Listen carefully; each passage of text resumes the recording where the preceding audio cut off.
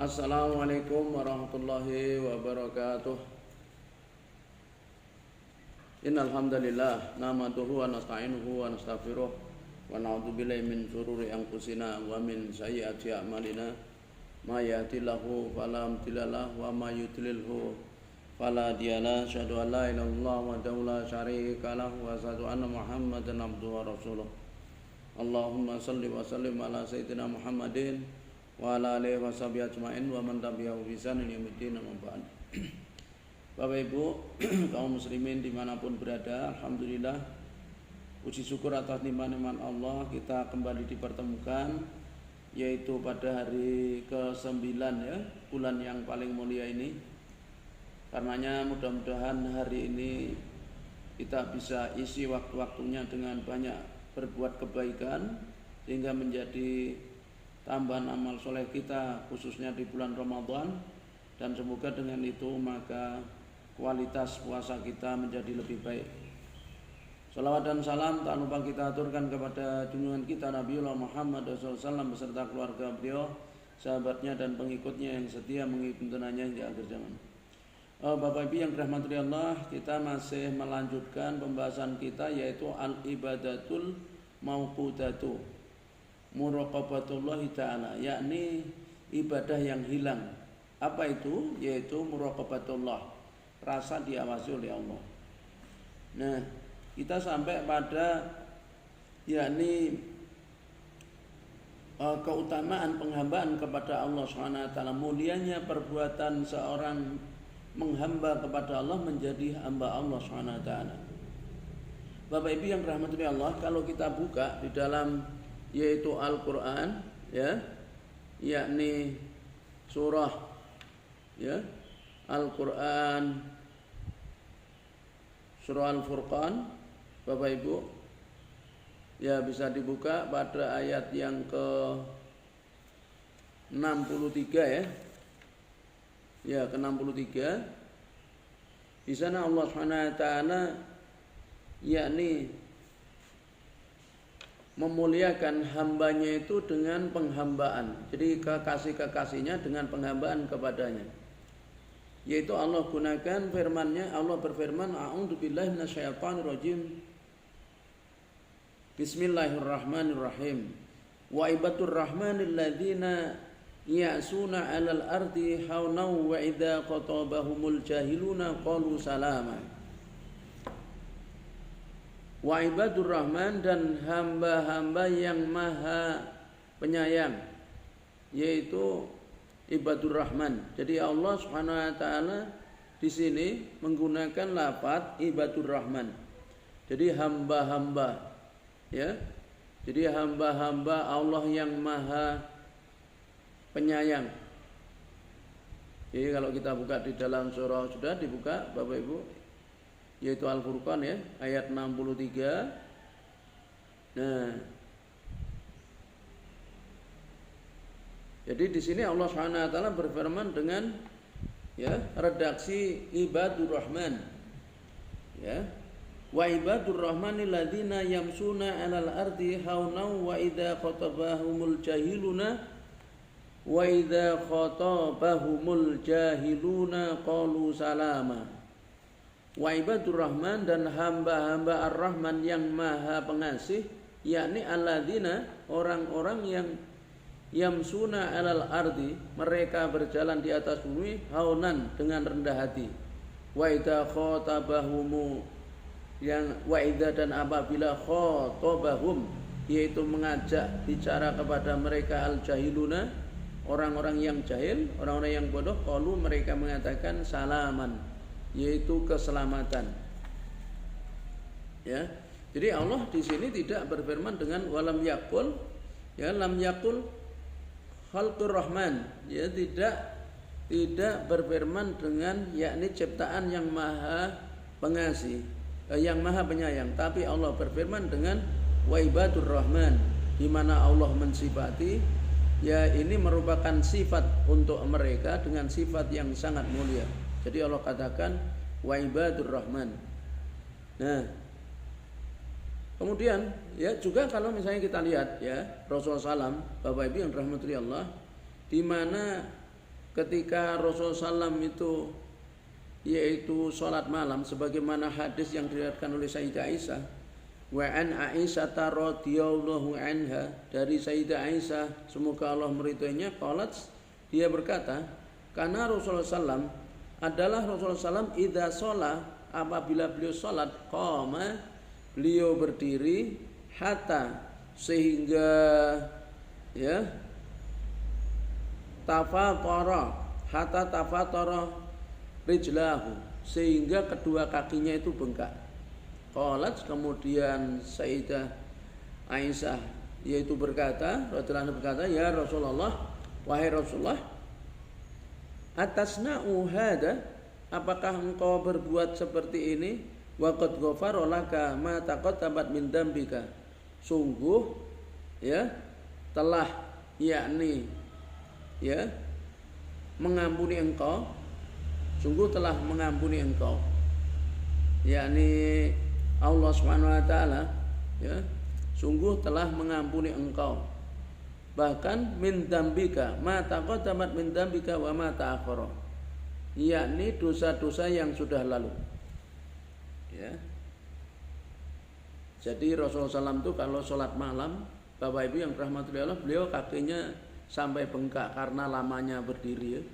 Kemudian istri tercinta beliau menanyakan, ya Rasulullah, apakah engkau berbuat seperti ini padahal Allah itu telah mengampuni dosa engkau yang sudah lalu dan yang akan datang ya. Jadi wa qad ghafara laka ma taqaddama bidambika wa ma ta'akhkhara, padahal Allah sudah mengampuni dosa engkau yang dulu dan akan datang. Rasul itu masih sholatnya hingga kakinya bengkak. Apa jawab Rasulullah? Ya Aisyah tu, wahai Aisyah, afala akunu abdan syakura, apakah tidak boleh aku menjadi yaitu hamba Allah yang bersyukur? Nah, jadi Bapak Ibu yang rahmatullahi Allah, di sini Rasulullah SAW ya menyifati dirinya mudah-mudahan sebagai abdan syakura, yaitu hamba yang bersyukur. Ini sebagai bentuk kelembutan beliau ya, lembutnya beliau atau ketawaduan beliau ya. Ya. Dan itu sekaligus menjelaskan tentang mulianya posisi sebagai abdun, sebagai hamba. Nah, bahkan kalau kita lihat Bapak Ibu yang rahmatullahi Allah, beliau penulis kitab ini mengatakan begini, wal ubudiyatu ayyuhal ikhwah hiya watifatud dunya min awaliha ila akhiriha, watifatul abdi fi dunya hatal mauti. Jadi yang namanya ubudiyah, ibadah itu adalah pekerjaan ya, pekerjaan seorang hamba Allah sejak awal sampai akhir. Jadi pekerjaan utama di dunia itu ya ibadah. Jadi mulai dari dia diciptakan sampai meninggal, laisa ma'ahu fatifatun ghairah. Jadi tidak ada pekerjaan yang lain sebetulnya. Jadi pekerjaan kita itu ya ibadah. Sebagaimana yang Allah katakan, perintahkan kepada kita ya di dalam firman-Nya, yaitu coba bisa dibuka surah Al-Hijr ya. Bapak Ibu, surah Al-Hijr. Surah Al-Hijr itu surah ke berapa? Ya. Yaitu surah ke-15 ya. Udah? Ayat 99 Bapak Ibu ya. Nah, di situ Allah Subhanahu wa taala menjelaskan, wa'bud rabbaka hatta ya'tiyakal yaqin. Jadi wa'bud dan sembahlah rabbaka Tuhanmu hatta sehingga ya'tiyaka mendatangimu al-yaqinu. Al-yaqinu al-maut. Yaitu sampai mendatangimu al-yaqin. Al-yaqin adalah al-maut, yaitu kematian. Jadi memang pekerjaan kita utama di dunia itu ya ibadah ya, yaitu mentaati perintah Allah, menjalankan larangannya. Kapan? Sejak kita lahir ibaratnya sampai kita meninggal. Perintah Allah kan begitu, wa'bud rabbaka hatta ya'tiyakal yaqin. Sembahlah Tuhanmu, menghambalah engkau kepada Tuhanmu, taatilah perintahnya, larangannya sehingga kematian menjumpaimu. Wa qala ta'ala aidon, Allah juga berfirman dalam surah yaitu Ad-Dariyat. Surah Ad-Dariyat ya, Bapak Ibu, surah Ad-Dzariyat itu surah ke ini.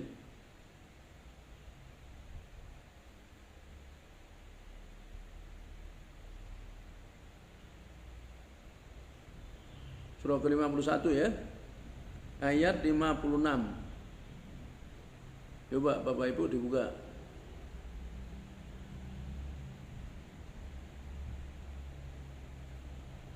Nah, mulai ayat 56 di situ Allah SWT berfirman juga. Tujuan penciptaan kita di dunia itu apa? Pekerjaan kita utama apa? Jadi Allah katakan, wa ma khalaqtul jinna wal insa illa liya'budun, dan tidaklah kuciptakan jin dan manusia kecuali untuk ibadah. Ya. Jadi yakni untuk apa? Untuk menyembah Allah SWT, untuk menghamba kepada Allah. Kemudian Allah lanjutkan, ma uridu minhum mir rizqin wa ma uridu ayyut'imuni. Innallahu war-razzaqu dzul quwwatil matin. Ya. Jadi pada ayat berikutnya Allah katakan, ma tidaklah uridu, aku menghendaki minhum dari mereka, yaitu min rizqin dari rezeki, wa ma uridu dan aku tidak menghendaki ya ayyut'imuni agar mereka memberi makan aku. Jadi Bapak Ibu yang dirahmati Allah, ya, di sini jelas sekali bahwa Allah menjelaskan kepada kita bahwa tujuan dari penciptaan kita manusia ini adalah untuk ibadah kepadanya. Jadi Allah tidak butuh rezeki dari kita dan Allah tidak butuh makan dari kita, karena Dia Allah adalah innallahu war-razzaqu dzul quwwatil matin. Karena sesungguhnya Allah, innallaha sesungguhnya Allah, huwa Dia ar-razzaq, maha pemberi rezeki, dzul quwwatil matin, yang mempunyai kekuasaan yang kokoh. Jadi punya kekuatan yang kokoh. Nah, jadi jelas sekali ya di sini bahwa wadifatud dunya min awaliha ila akhiriha wadifatul abdi fid dunya hatal maut, itu al-ubudiyah, al-ibadah. Ya, jadi pekerjaan utama seorang hamba sejak awal ya di dunia ini sampai meninggal, sampai menjumpai kematian itu ya ibadah. Kemudian al-ubudiyatu hiya haqqullahi ta'ala 'alal ibadi. Jadi penghambaan itu merupakan hak Allah terhadap hamba. Artinya kewajiban kita menyembah Allah, dan hak Allah adalah untuk disembah. Karena fa inna lillahi ala khalqihi haqqan. Karena Allah lah yang menciptakan kita. Wa qad ja'ala li 'ibadihi alaihi haqqan takarruman wujudan wa tafdilan. Dan sungguh Allah telah menjadikan untuk hamba-hambanya yaitu kewajiban untuk memuliakan, untuk mengagungkan Allah Subhanahu wa taala. Dan kalau seorang hamba itu telah menjalankan tugas pokoknya yaitu menghamba kepada Allah, menyembah Allah, maka Allah akan yaitu menjalankan kewajibannya sebagai sang khalik kepada hamba. Ya, apa itu? Yakni tidak menyiksa mereka. Ya. Jadi sebagaimana yang hadis yang mulia ini, ya, yaitu Fa'an Mu'ad bin Jabal, dari Mu'ad bin Jabal radhiyallahu anhu, semoga Allah meridhoinya, qala, beliau berkata, bercerita sahabat Mu'ad bin Jabal, baina ana radifun Nabi sallam laisa baini wa bainahu illa akhraj rahli. Jadi antara aku dan Rasul, jadi aku membonceng, jadi aku di tengah-tengah, aku membonceng Rasul sallam. Jadi sahabat Mu'ad sini bonceng Rasul, maksudnya Rasulullah depan, sahabat Mu'ad di belakang ya. Yang tidak ada jarak antara aku dengan beliau kecuali yaitu satu kabilah berangkat gitu. Kemudian faqala Rasul mengatakan, ya Mu'ad, ya, Rasul memanggil sahabat Mu'ad, ya Mu'ad, qultu, aku pun menjawab, labbaik ya Rasulullah wa sadaik, ku penuhi panggilanmu wahai Rasulullah, ku penuhi panggilan. Sumasara sa'atan, kemudian jalan lagi sebentar. Sumakal, kemudian Rasulullah berkata lagi, ya Mu'adz, wahai Mu'adz, qultu, aku pun menjawab, labbaika Rasulullahi wa sa'daik, ku penuhi panggilanmu ya Rasulullah, ku penuhi panggilanmu. Summa saro sa'atan, kemudian jalan lagi saat. Sumakal, kemudian Rasulullah bersabda lagi, ya Mu'adz bin Jabal, wahai Mu'adz bin Jabal, qultu, aku pun menjawab, labbaika Rasulullah wa sa'daik, ku penuhi panggilanmu ya Rasulullah, ku penuhi panggilanmu. Qala, kemudian beliau bersabda, menanya, hal tadri ma haqqallahu ala ibadih? Mu'adz, tahukah engkau apa hak Allah terhadap hambanya? Berarti kalau hak Allah terhadap hambanya berarti kewajiban hamba kepada Allah ya.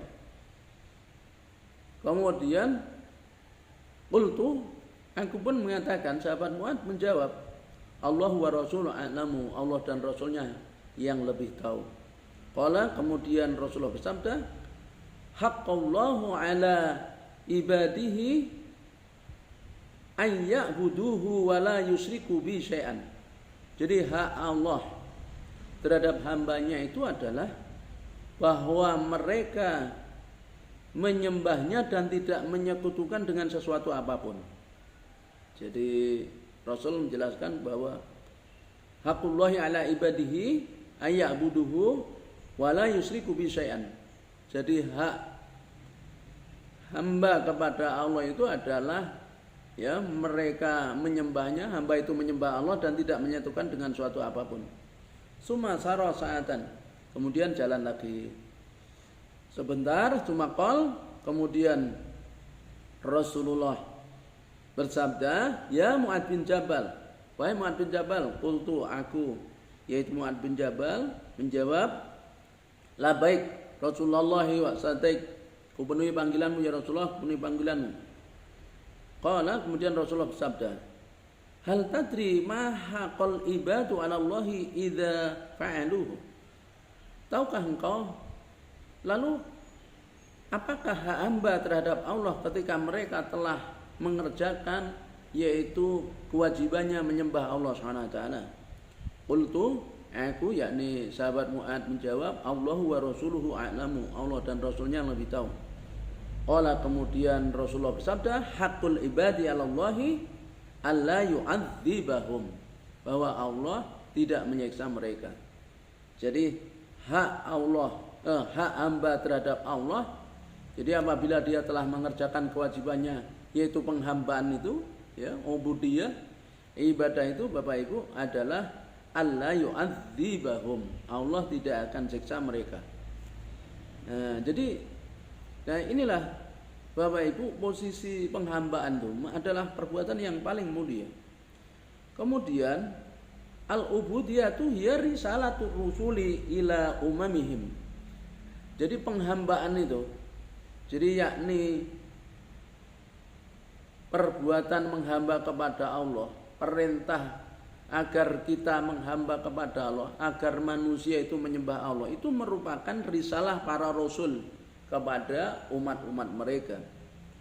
Fama min rasulin arsala ila ya ummati ya ila ummahi illa wa amarahu bi ibadatillah. Jadi tidaklah seorang rasul diutus oleh Allah kepada umatnya kecuali rasul itu pasti memerintahkan agar umatnya itu menyembah Allah SWT. Seperti misalnya ibu-ibu dalam surah An-Nahl ya. Coba dibuka surah An-Nahl. Surah An-Nahl adalah surah ke-20. Berapa? An-Nahl itu surah 16 ya. Surah 16. Bapak Ibu sudah ketemu surah An-Nahl? Surah 16 ayat 36. Ya. Jadi kalau kita buka di situ, ya.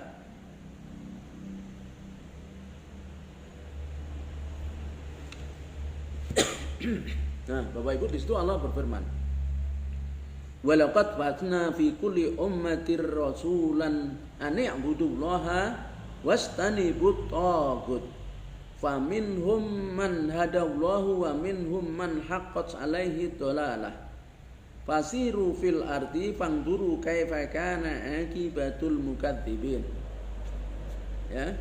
Jadi walaqad dan sungguh benar-benar ba'asna kami telah utus. Jadi wa itu dan la sungguh qad sungguh ya. Jadi ini kalau dilihat dari redaksi yang dipakai, Allah Subhanahu wa taala menggunakan kalam khobar ingkari ya. Bapak Ibu, kalam khobar ingkari. Ada 2 huruf qad. Ya, ada 2 huruf qad. Ya. Jadi walaqad ba'asna dan sungguh benar-benar kami utus fi kulli ummatin di dalam setiap umat. Nah, ini menunjukkan bahwa Allah anggap orang-orang yang dihadapi itu banyak yang tidak percaya. Ya, banyak yang tidak percaya. Maka perlu ditandaskan dengan menggunakan 2 huruf taukid. Dengan 2 huruf taukid ini Allah sampaikan ya, walaqad dan sungguh benar-benar. Ya, untuk menandaskan, meyakinkan. Ba'asna kami telah utus, yaitu fi di dalam kulli setiap umatin umat rasulan, seorang rasul. Ani ibudullaha, di mana rasul ini merintahkan bahwa kalian sembahlah Allah, wastanibu tagut, dan kalian jauhilah tagut. Jadi apa? Para rasul ini intinya menyeru kepada umatnya untuk menyembah Allah saja, mentauhidkan Allah, ya. Jadi ani ibudullaha wastanibu tagut, sembahlah Allah dan kalian jauhilah tagut. Tagut adalah sesembahan-sembahan selain Allah. Faminhum, maka di antara mereka kaumnya itu man hadaullah, ada yang Allah beri hidayah. Wa minhum, dan ada di antara mereka man, orang yang haqqat setelah tetap alaihi atasnya ad-dolalatu, kesesatan. Fasiru, maka siru kalian berjalanlah di dalam al-ardi bumi. Fangduru, maka kalian perhatikanlah kaifa bagaimana karena adalah akibatul mukadzibin, akibat dari orang yang mendustakan. Jadi Bapak Ibu yang dirahmati Allah, ayat ini menunjukkan bahwa seluruh rasul itu risalah yang dibawa sama, yaitu apa? Ubudiyah, yaitu penghambaan. Memerintahkan umatnya untuk menghamba, yaitu mentaati perintah Allah, menjauhi larangannya. Ya, kemudian al-ubudiyatu hiyal malikul ukhrawiyu allati la yazulu wa la yahulu wa la yufna. Jadi yang namanya ibadah, penghambaan itu, ubudiyah itu, Bapak Ibu, dia merupakan malikul ukhrawi, al-malikul ukhrawi, yaitu dia satu amalan akhirat, ukhrawi, rajanya akhirat. Itu kalau di sini diterangkan, di mana la yazulu wa la yahulu, tidak akan berubah, tidak akan bergeser, wala yufna, dan tidak akan lenyap. Fa'an Aisyah, dari Sayyidah Aisyah radhiyallahu anha, semoga Allah meridhoinya, qalat, berkata, ya, berkata, qala Rasulullah sallam, Rasulullah sallam bersabda, ya Aisyah tu, wa Aisyah, lau si'tu, jikalau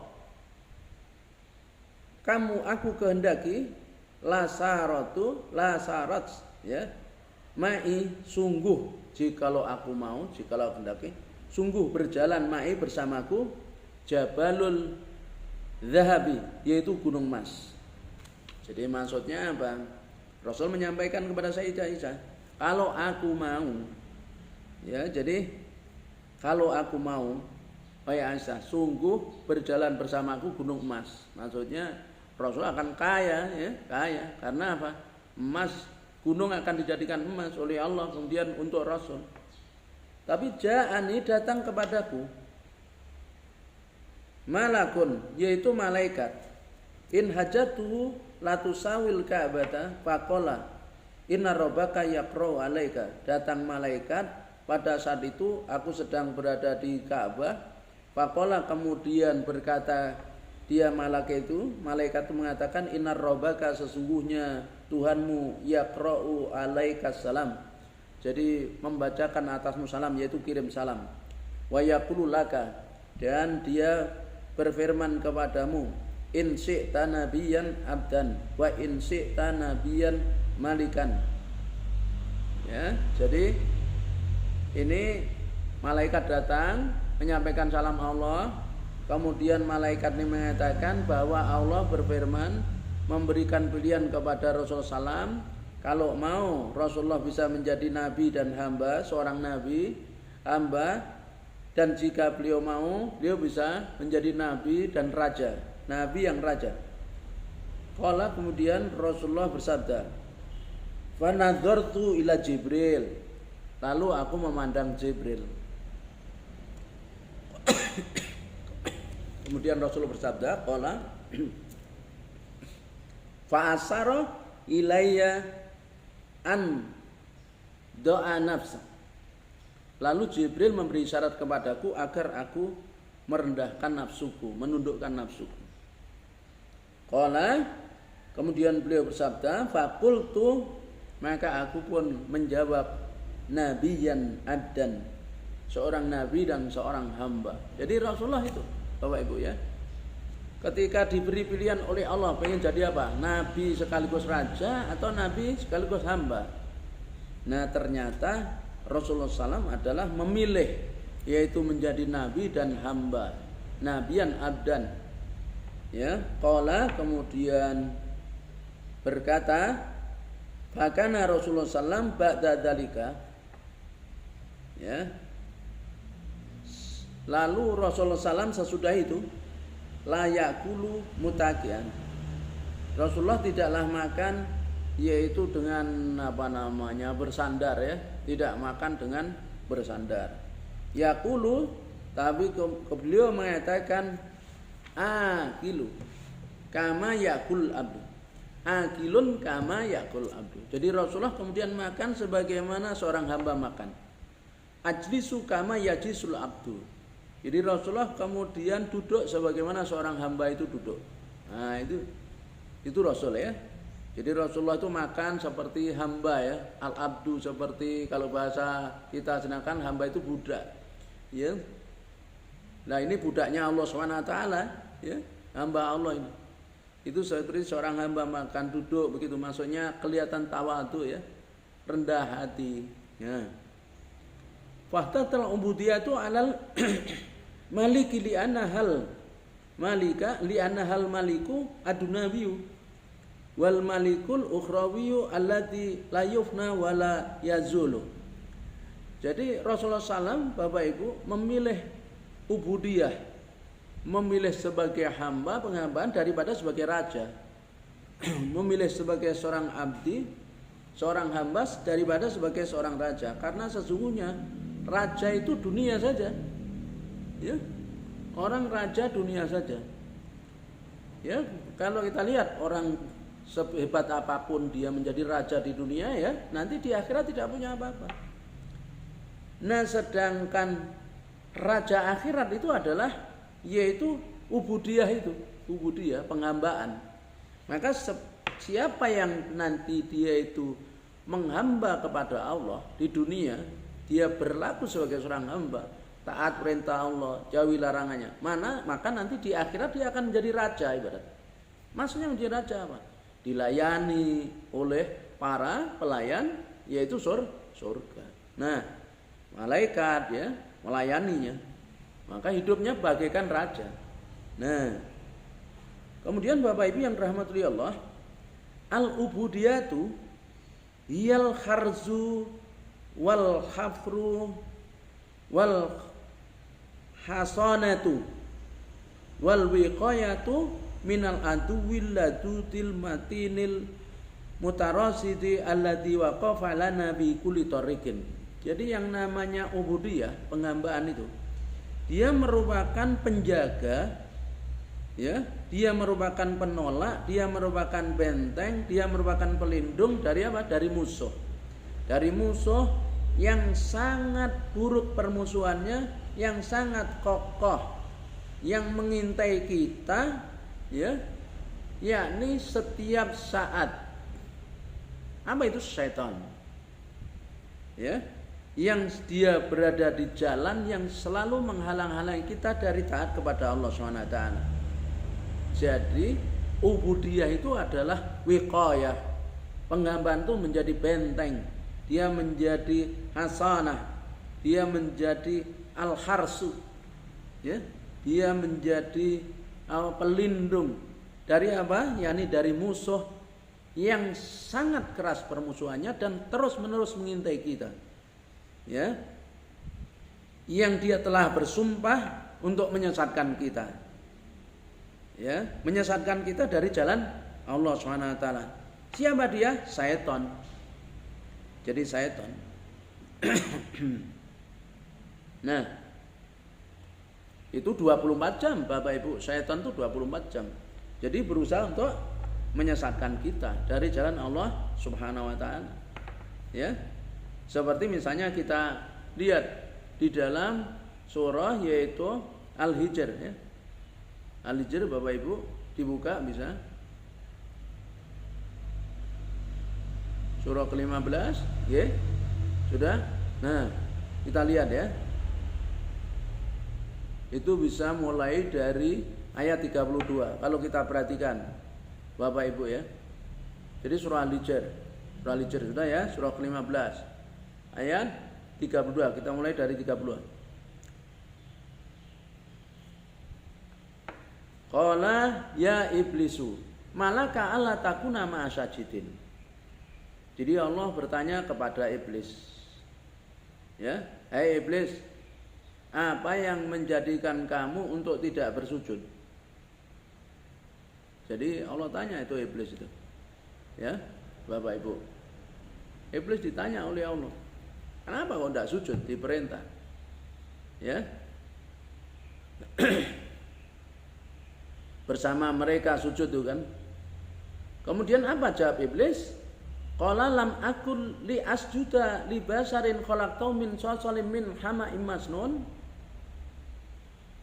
Qala berkatalah iblis, lam tidak aku tidak akan li asjuda untuk bersujud li basarin kepada manusia khalaqtahu yang kau ciptakan dia min salsalin, yaitu dari salsalin, tanah liat yang kering, min dari hamain lumpur hitam masnun yang berbentuk.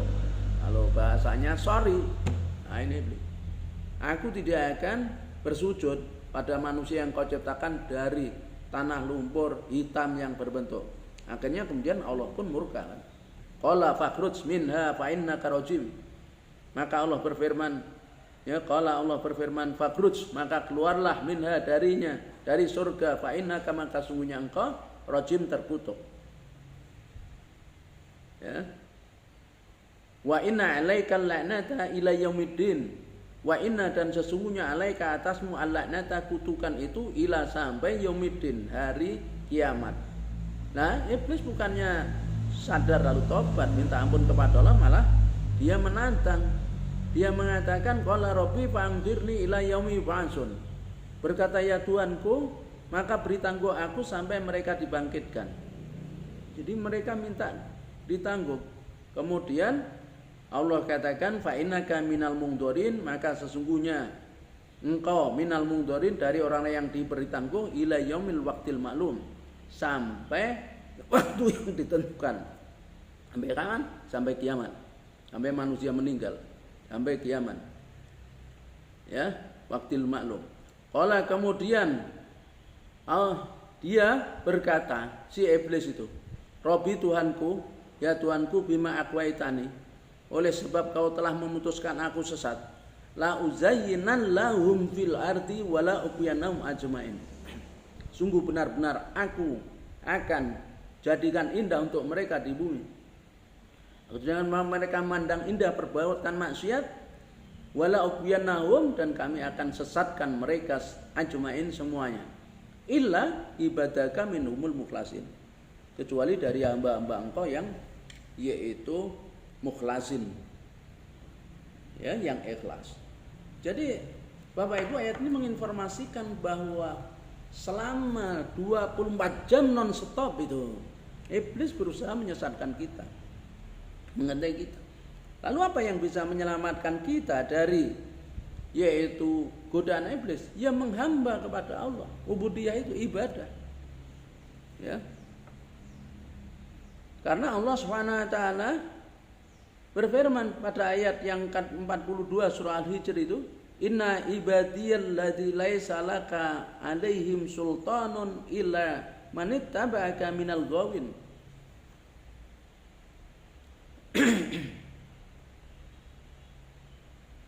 Setelah Allah katakan qala hadza siratun alayya mustaqim, Allah berfirman ini adalah jalan yang lurus, kewajiban akulah menjaganya. Maka inna ibadi, sesungguhnya hamba-hambaku. Jadi di situ Allah katakan ibadi ya, pada ayat 42 itu Bapak Ibu surah Al-Hijr ya. Inna, sesungguhnya ibadi, yaitu hamba-hambaku yang selalu beribadah kepadaku, selalu mentaati perintahku, jalanannya laisa laka alaihim sultanun illa manittaba'aka minal ghawin. Maka engkau tidak dapat, laisa tidaklah laka bagimu alaihim atas mereka sultanun, kekuasaan, illa kecuali manittaba'aka minal ghawin, yaitu orang yang mengikutimu dari orang-orang yang sesat. Ya, jadi jelas di sini Bapak Ibu, nggak bisa disesatkan kalau seseorang itu menghamba kepada Allah, yaitu ikhlas di dalam penghambaannya. Karena Allah berfirman dalam surah Shad, ketika Allah katakan qala fa bi izzatika la ubyannahum ajmain ila ibadaka minhumul mukhlasin. Berkatalah iblis, maka demi kemuliaanmu sungguh aku akan sesatkan mereka semuanya, illa kecuali ibadaka minhumul mukhlasin, jadi hamba-hamba engkau dari mereka yang ikhlas. Nah Bapak Ibu, maka jelas di situ bahwa penghambaan adalah menjadi ubudiyah, itu adalah menjadi penjaga, menjadi benteng, menjadi penolak dari apa? Musuh-musuh yang sangat keras permusuhannya, yang kuat, yang selalu berjalan di atas jalan berusaha menghalangi kita dari ketaatan kepada Allah. Ya. Kemudian bahwa ubudiyah Bapak Ibu, penghambaan itu, yaitu kita mentaati perintah Allah, menjauhi larangannya, itu adalah merupakan sebab di antara sebab-sebab kita mendapat maghfirah, ampunan dari Allah SWT atas dosa-dosa kita. Ya, jadi ketika kita itu menghamba kepada Allah, kita taati perintahnya, larangannya, maka itu menjadikan kita diampuni oleh Allah. Seperti puasa Ramadan ini. Puasa Ramadan kita lakukan karena yaitu ketaatan kita kepada Allah, maka itu akan menjadi yakni menjadi benteng, menjadi sebab kita diampuni oleh Allah. Seperti yang Rasul sampaikan, man shoma ramadanan imanan wa ihtisaban ghufira lahum ma taqaddamat min dzambih. Jadi siapa yang puasa Ramadan ya, karena mengimani bahwa puasa Ramadan adalah wajib yang Allah berikan kepadanya, lalu dia tunduk patuh pada kewajiban Allah, wahtisaban, dan dia pun meyakini bahwa dalam puasa itu ada pahala yang Allah janjikan itu benar, ya, sehingga menambah semangatnya, maka ghufira lahum ma taqaddamat min dzambih, Allah akan ampuni dosa yang sudah lalu. Nah seperti itu ya. Sebagaimana juga yang Rasul sampaikan, man qama ramadanan imanan wa ihtisaban ghufira lahu ma taqaddamat min dzambih. Man qama, siapa yang qama mendirikan, yaitu menghidupkan malam-malam Ramadan dengan amalan sholat taraweh, baca Quran, ya, zikir dan lain sebagainya, wahtisaban, seraya yakin akan balasan Allah SWT, maka ghufira lahu ma taqaddamat min dzambih. Itu juga menjadi sebab Allah ampuni dosa yang sudah lalu. Dan kita tahu Bapak Ibu, ya, dosa kita itu kan banyak. Kita sampai nggak bisa ngitung dosa itu karena banyaknya. Kalau misalnya kita sekarang usia Bapak Ibu usia berapa? Ayo, kalau misalnya usia 60 tahun, katakanlah berbuat dosa kita sejak usia, ya, balik 12 tahun, 15 tahun misalnya. Sekarang kita usia 60 tahun, sudah berapa tahun? 45 tahun. 45 tahun, kalau misalnya sehari kita berbuat dosa 1, ya, 45 kali 300, ya berapa itu? Padahal lebih dari itu, banyak. Hampir setiap saat ibaratnya tanpa kita sadari kita buat dosa-dosa yang Kecil yang jangan diremehkan dosa kecil ya. Kita sering meremehkan. Ini malah ada orang itu pejabat itu mengatakan ya makan haram dikit-dikit kan tidak apa. Loh, ini bahaya. Pernyataan yang sangat bahaya. Karena orang meremehkan dosa kecil akan menjadi besar. Sehingga ada makalah, dosa kecil di hadapan Allah itu dosa besar. Dosa besar di hadapan Allah dosa kecil. Kenapa? Karena banyak orang yang meremehkan dosa kecil. Kemudian dia tidak bertobat, dia tidak istighfar. Akhirnya menumpuk jadi besar. Sebaliknya ketika orang dosa besar, dia banyak yang bertobat, sadar, akhirnya kemudian diampuni, jadi kecil di hadapan Allah. Lalu apa yang bisa menjadi penghapus atas dosa-dosa kita? Ya penghambaan kita kepada Allah. Seperti yang Allah sampaikan di dalam firman-Nya surah Al-Hijr ayat 49. Nabi ibadi anni anal ghafur rahim. Itu. Nabi beritahukan ibadi kepada hamba-hambaku itu. Ya, ibad itu apa? Yaitu orang yang dia menyadari banyak dosa, kemudian dia bertobat kepada Allah. Bahwa ani sesungguhnya aku al-ghafur rahim, Maha Pengampun, Maha Penyayang. Kemudian dalam surah Az-Zumar ayat 53 misalnya. Ibu-ibu.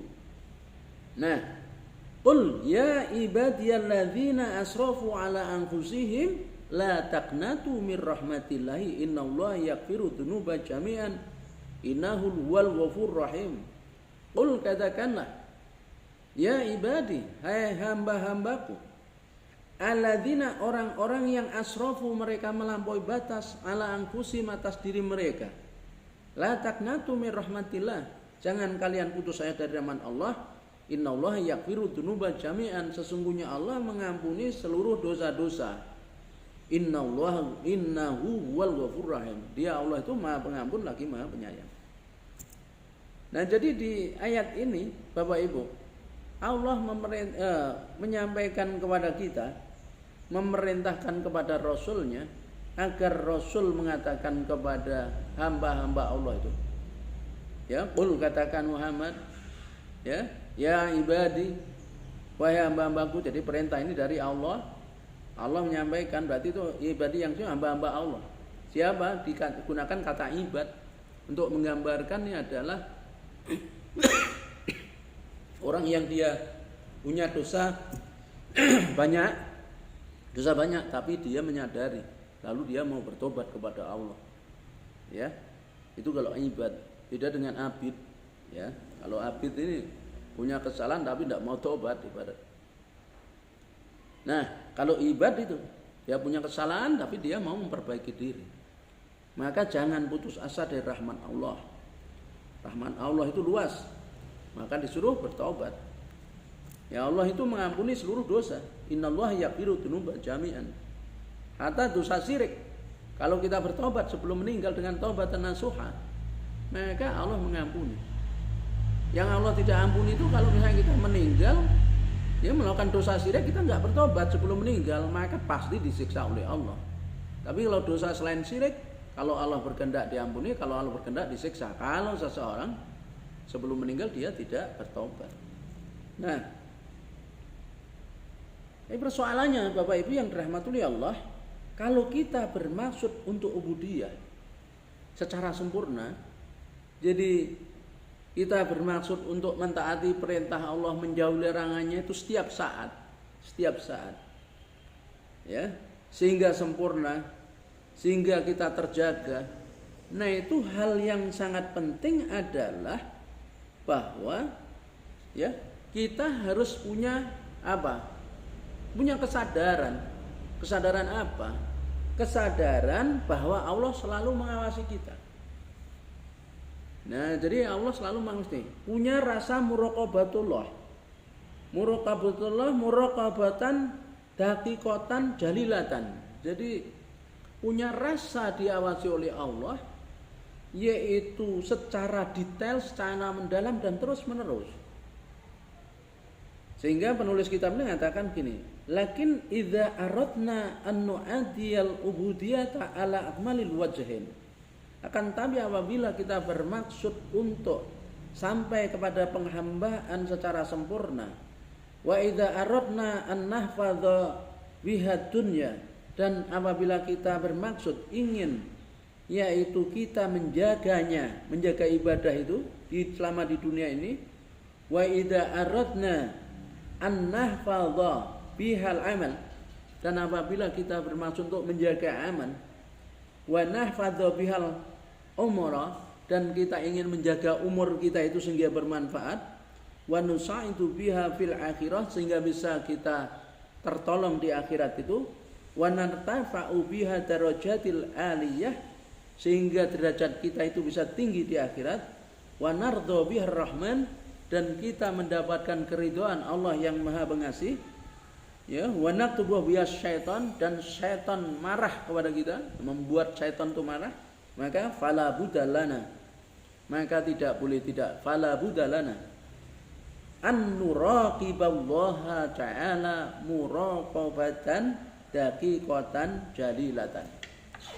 Jadi mereka tidak boleh tidak, kita harus punya perasaan, kita harus selalu merasa diawasi oleh Allah dengan pengawasan yang detail, daqiqatan, jalilatan, dan yang tinggi.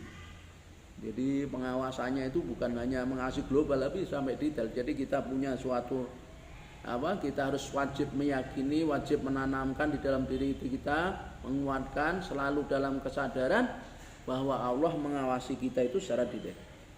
Jadi muraqabatullahnya itu harus terus, ya, di rumah, di masjid, di jalan, di mobil, dikala di kerumunan orang, dikala sendiri.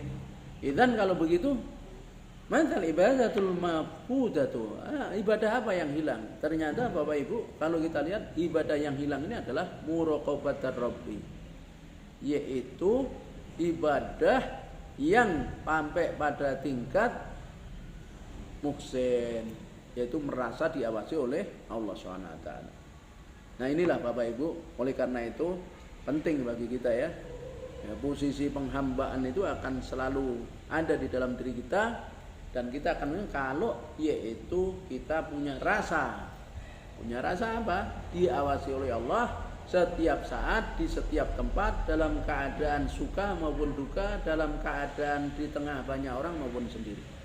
Kiranya demikian, mudah-mudahan ini menjadi pelajaran bagi kita, dan kita termasuk orang-orang yang selalu dijaga oleh Allah SWT, diingatkan oleh Allah, ya, dikawal oleh Allah, ya, sehingga kita selalu dalam kesadaran, ya, bahwa kita selalu diawasi oleh Allah, yang artinya kita berusaha di dalam ketaatan kepadanya, ubudiyah. Dan kalau toh kita terjatuh pada perbuatan dosa, membuat kita segera tobat, mentaufik kita Allah, segera bertobat, ya, karena tidak ada orang yang sempurna. Maka ketika dia berbuat dosa, orang yang tidak sempurna ini dia menyadari, ya, penghambaannya kepada Allah, menjadikan sadar, lalu dia segera bertobat, sehingga dia mendapatkan akhir hidup yang husnul khatimah. Akhirnya Bapak Ibu, mohon maaf, ya, ini tidak bisa siaran langsung, ini siarannya rekam, ya. Kita mudah-mudahan menjadi pelajaran. Akhirul kalam, assalamualaikum warahmatullahi wabarakatuh. Subhanakallahumma wa bihamdika asyhadu alla ilaha illa anta astaghfiruka wa atubu ilaik. Walhamdulillahirabbil alamin. Wassalamualaikum warahmatullahi wabarakatuh.